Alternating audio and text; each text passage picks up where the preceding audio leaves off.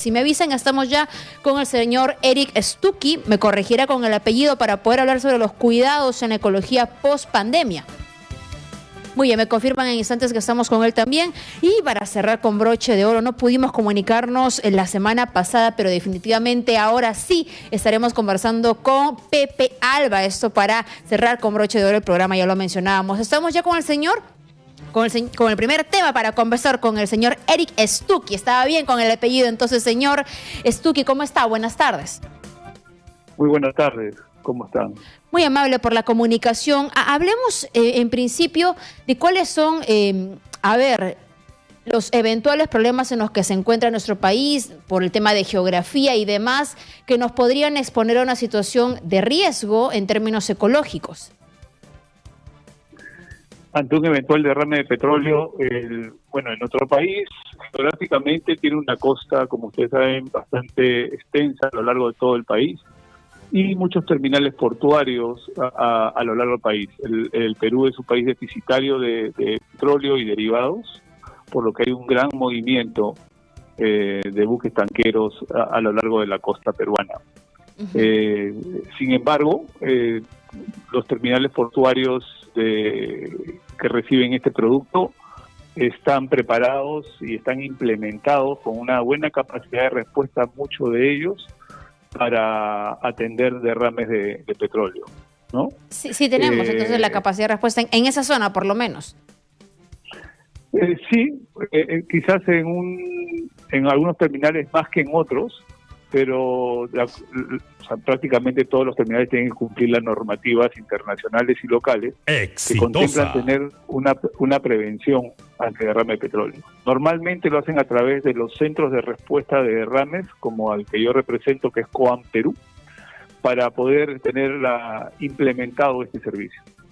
Correcto. Cuando hablamos de respuesta rápida, me imagino que también esto incluye en la etapa previa el tener el distanciamiento con zonas, por ejemplo, de playas, ¿no? Donde concurren muchos bañistas y veraneantes a lo largo del año, sobre todo en la época de verano. Sí, correcto. Y justamente nuestros terminales portuarios de carga líquida están muy cerca a zonas turísticas o zonas de playa, como usted menciona. Por ejemplo, en el norte, la principal refinería del país, que es en Talara, está muy cerca a todas las playas del norte. Exacto, cierto. ¿No? Igual pasa aquí en el Callao. Entonces, la prevención básicamente se torna al terminal. Toda la prevención que puede haber ante un eventual derrame de petróleo tiene que ser implementada por los terminales portuarios. En este caso, la norma tanto internacional como de las autoridades marítimas y portuarias contempla que ese tipo de actividades tiene que cumplir con una prevención que es el despliegue de barreras de contención para que en el caso exista un siniestro o un derrame, este petróleo pueda estar contenido en el mar. Me imagino que se generan alertas ante los derrames por si sucede, no sé, en una hora en la que evidentemente uno no conoce que haya un control, no sé, de repente en la madrugada o qué sé yo. ¿Cómo se maneja eso en sencillo? Porque claro, los ciudadanos de a pie no conocemos mucho el detalle de ese tipo de controles. Así es, normalmente los centros de respuesta como COAM Perú trabajan 24/7. Ya. No paran. Y todas las operaciones marítimas y portuarias de la misma forma. Entonces, cuando los barcos están en operación en los terminales, estamos trabajando en la prevención. Y en el caso se genere un derrame, se avisa al centro de respuesta inmediatamente y los especialistas se tornan a la zona para poder atacar el derrame. Correcto. Hemos hablado de la etapa, digamos, de prevención y control, pero una vez que ocurre, digamos, un hecho en el que hay afectación del mar, en este caso estamos hablando de la costa, ¿cómo se mide, digamos, en cuánto tiempo se puede medir la afectación a fin de poder cercar un área, de ser posible, limitar, por ejemplo, la afluencia de público en zonas aledañas? Todos esos terminales portuarios que exponen a riesgo de derrame de petróleo, desde el proyecto de construcción del terminal ya tienen simulados cómo puede navegar la mancha de petróleo y qué playas van a ser impactadas. Entonces, ya hay un procedimiento, y hay un plan de respuesta en base a esos estudios oceanográficos que se hacen y que se considera y se sabe cómo se va a comportar la mancha de petróleo. Ujú. Entonces, se adoptan medidas en las zonas de playa, se hacen ejercicios con las mismas localidades y comunidades que estén adyacentes a los derrames, con la finalidad que estén preparados ante un eventual derrame de Correcto, petróleo. pero no tenemos, digamos, en una práctica nacional una experiencia de tal magnitud que nos permita conocer más o menos cómo se manejan los tiempos.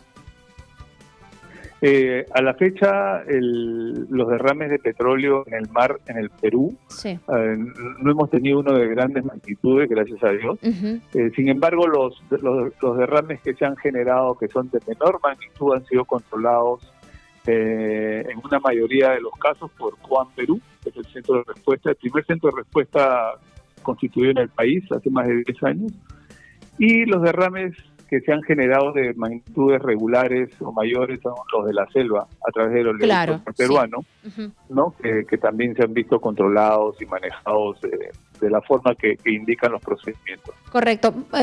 Me gustaría ir nuevamente al tema del control o cuando ya se opera, digamos, después de un hecho donde hay afectación ecológica. ¿Cómo se trabaja? ¿Cómo se vuelve, digamos, a limpiar el agua, si es que es eso posible? ¿Cuánto demora? ¿Cómo se aísla? El procedimiento para atacar un derrame a través de equipos cuando Vamos a... Lo estamos escuchando entrecortado, señor Stuckey. No sé si se ha movido de área porque empezamos a escucharlo un poco mal. A ver si ahora nos podemos oír mejor. Señor Stuckey. ¿Aló? Sí, nuevamente nos escuchamos mejor. Sí, la respuesta de derrame cuando la mancha de petróleo aún está en el agua se ataca o se recupera con equipos especiales, ¿no? Hay un equipo que se llama el skimmer, que es como una aspiradora que solamente absorbe lo que es el crudo, lo que es el producto oleoso, más no agua. Este ejercicio, este desarrollo se hace a través de lanchas especiales para atender este derrame. Previamente a ello, se tiene que contener la mancha a través de la barrera de contención de derrames de petróleo. Se contiene como una bolsa, con unas barreras especiales. Exitosa. Y para poder recuperar el derrame que está dentro de las barreras, se utiliza este equipo especial que se llama skimmer. Cuando la mancha llega a tierra y son impactadas la parte de playa, la arena o en algunos casos manglares o islas, dependiendo la geografía, dependiendo si es arena, si es roca, si son manglares, se adopta otra medida de limpieza y recuperación. Correcto. ¿No? Entiendo que la dificultad de trabajar en costa es distinta a la de selva y demás. ¿Nos puede contar dónde ven, digamos, algunas mayores dificultades o diferencias? ¿Cuáles serían estas? Por favor.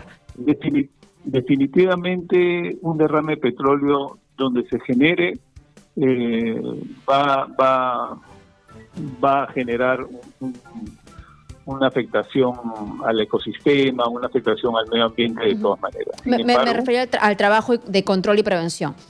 Sí, definitivamente en la zona de mar es donde es más complicada la remediación porque la mancha de petróleo se hace a la marea, a la corriente y al viento, lo cual dificulta un poco más los procedimientos de respuesta.